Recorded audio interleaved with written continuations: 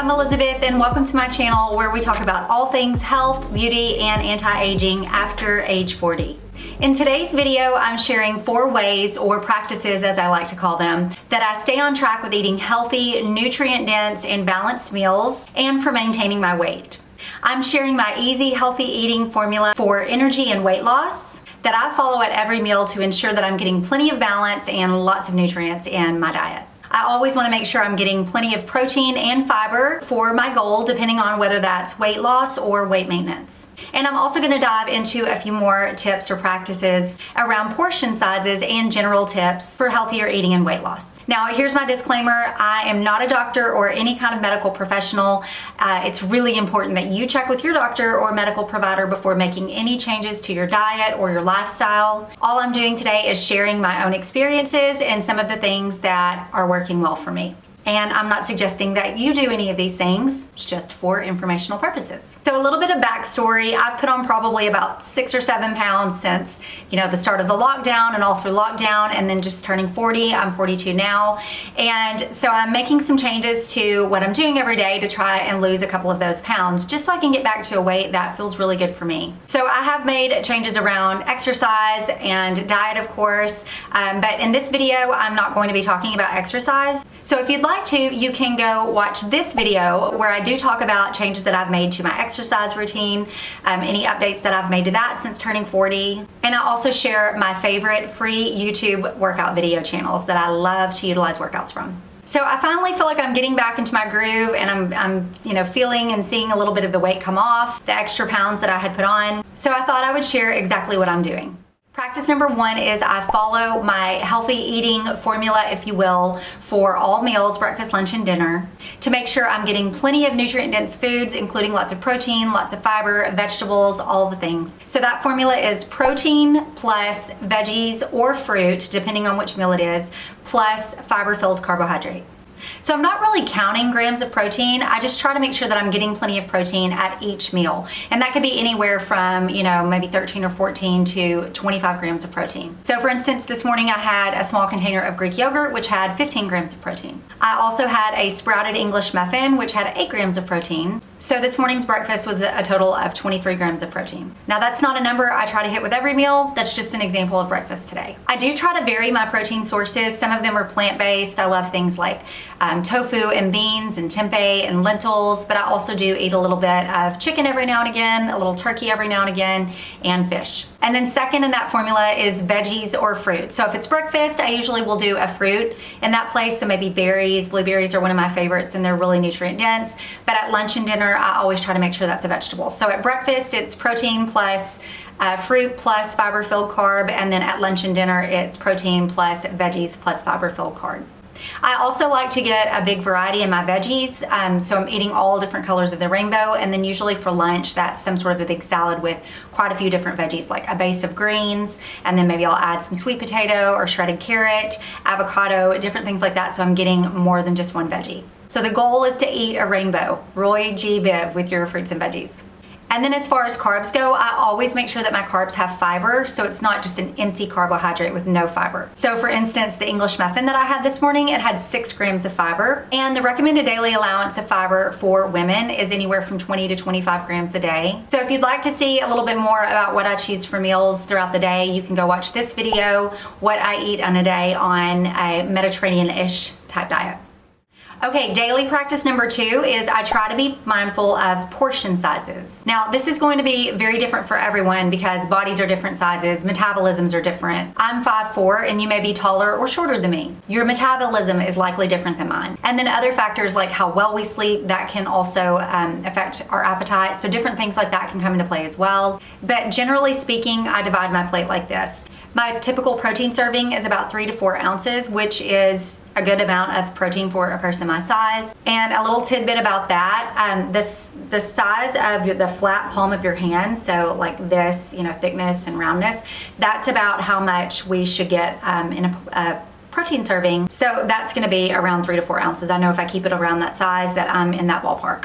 Next, I'll do about a half cup serving of some sort of fiber-filled carbohydrate. So that could be, a whole grain like rice or quinoa, or it could be like a piece of sprouted grain bread or two. It could be half a cup of roasted potatoes or sweet potatoes. And a portion size tip around that is half a cup is about the size of your closed fist. So if you close your hand, look at the size of your fist, that's about a half a cup of a fiber-filled carbohydrate serving. I'll do unlimited non-starchy veggies, so like greens, I like onions, green beans, squash, zucchini, broccoli, all of those things. And then I'll do a small amount of healthy fat, like a tablespoon or two of an oil-based dressing, preferably olive oil-based. And the portion size on that is about the size of the tip of your thumb, so like from your first knuckle up, that's about a tablespoon. Or I'll do something like a small avocado or half of a larger avocado. For fruit, a portion for me is either a piece of fruits like an apple or a pear or a peach or something like that, a small banana, or a half a cup of berries. And again, use the size of your fist when you're kind of estimating half cup size portions. Now, a tip around fruit, I always try to buy like the medium sized apples or pears or peaches or whatever it is. And then bananas, I always buy the smaller serving size because some of those bananas are so big, it's like 2 servings of fruit. For dark chocolate, that's my favorite sweet. For my sweet tooth, I like to keep it, or I try to keep it to like 2 to 3 small pieces of dark chocolate. They say about 1 ounce a day is a healthy amount of dark chocolate to eat. That's where you really reap the benefits of all of the antioxidants in the dark chocolate.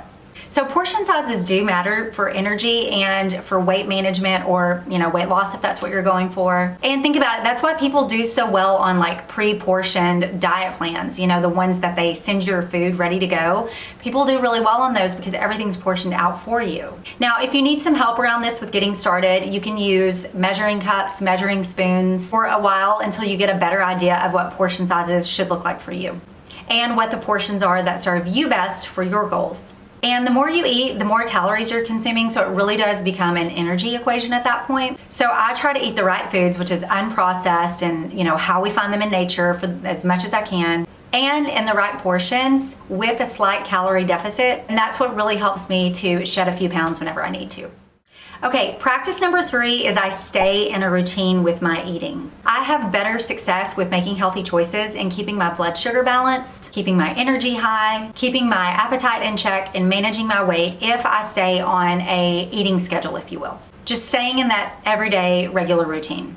So I try not to just leave it up to chance and just wing it and not really have a plan. I tend to make unhealthier choices and overeat when I do that. So what my daily eating routine looks like, if you're curious, I usually wake up around 5:45, 6 o'clock. I'll have my coffee or tea depending on which one I'm on. Right now I'm off coffee, but I have told you guys before I come and go with it. So right now it's tea. I like to work out within 45 minutes of waking up, get that done. It's usually a 30-minute workout during the week. And then after my workout, I'll have that breakfast that I use my formula on with the protein and then some sort of fruit and a fiber-filled carbohydrate. Mid-morning, I like to do some sort of a little pick-me-up. I don't really get hungry between breakfast and lunch, but I just kind of get, like a little snacky, and I also might want a little bit of an energy boost. So I really love a matcha latte, and I love the 4 Sigmatic matcha latte packets for in the morning. They're made with mushrooms that help you to focus and really, concentrate going up through lunch. And so I'll link those below in the comments. So I'll usually do that around 10:30 when I just need a little boost, and then I'll usually have lunch sometime between 12 and 12:30. And again, using my formula, which is protein, veggies, and some sort of a fiber-filled carb. Then I'll have a protein-rich blood sugar balancing snack, usually around maybe 3:30 or 4 o'clock. And then I like to wrap up dinner sometime before 7 o'clock because I like to be finished eating about 3 hours, 2.5, 3 hours before I go to bed. So if you'd like to see more about what a sample day of my eating looks like, you can be sure and check out the video that I made around what I eat in a day. So this really helps me staying on this routine every day. It helps me to not know what I'm going to be eating or when I'm going to be eating. And I can be sure to keep healthy snack options on me so I'm never unprepared. So for me, and this is unique for every person, but for me, when my blood sugar is not balanced, when I go too long without eating my blood sugar, I can feel it drop, and I experience extreme hunger, which leads me to overeat. It zaps my energy. So that definitely does not help me feel my best all day, and I'm all about the way it feels. So I feel better when my blood sugar is balanced, and staying on my eating routine really helps me to do that. And this also helps me, I really believe, with managing my weight better.